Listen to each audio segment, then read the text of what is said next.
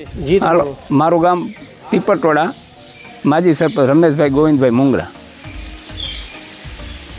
મતદાર બહિષ્કાર કરવાનું કારણ એક જ છે કે ગામના જે લાઈન નાખી, પરગામના લાઈન નાખી એમ 15 જણાનો રસ્તો બંધ થયેલો હતો. 15 દિવસ રસ્તો બંધ રહ્યો તો એનો કોઈ અધિકારીને જાણ કરવા જતા એ કોઈ આવતા નહીં કે જોવા જે આવતા નહીં, કારણ કે ઉપરથી ફૂટેલા હતા બધા. ગામનું કોઈ સાંભળ્યું નથી. મંત્રીને ટીડીઓ સાવરે, ટીડીઓને મામલતદાર સાવરે, મામલતદારને પ્રાંત સાવરે, બધા એકબીજા સાવરી લે અને કામ એનું પતાય ખુરશીમાં બેઠા બેઠા પતાવ્યા રાખે. ગામને કોઈ સાંભળતા નથી.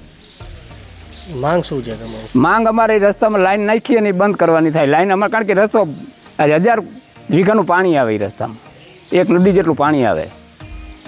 ગામમાં કેવડી વસ્તી છે? અને ગામમાં વસ્તી 350 માણસ, મતદારો કે 182.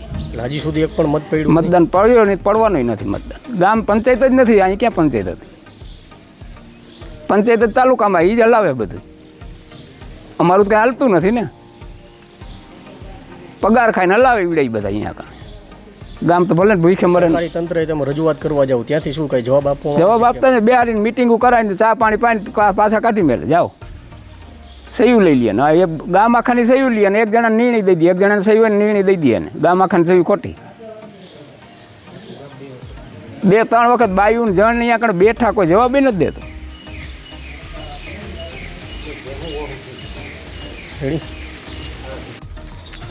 મારું ગામ પીપટવાડા. મારું નામ ગડારા બાવનજી પરસોત્તમભાઈ છે. હું પીપટવાડા ગામનો રહેવાસી હોઉં. અમારા ગામમાં અત્યારે મતદાનનો બહિષ્કાર હાલે છે અને રહેશે, જેથી જેનો મુદ્દો છે અમારા ગામમાં બાજુવાળા ગામના એ પાઇપલાઇન નાખેલી છે પર્સનલ હેતુથી, જેથી અમને ગામને વિરોધ છે અને વારંવાર તાલુકામાં રજૂઆત કરવા છતાંય તાલુકામાંથી કોઈ જવાબ મળતો નથી. અને ગ્રામ પંચાયતનું અમે કહીએ તો એ લોકો એમ કહે કે અમારે ગ્રામ પંચાયતની કોઈ મંજૂરીની જરૂર જ નથી.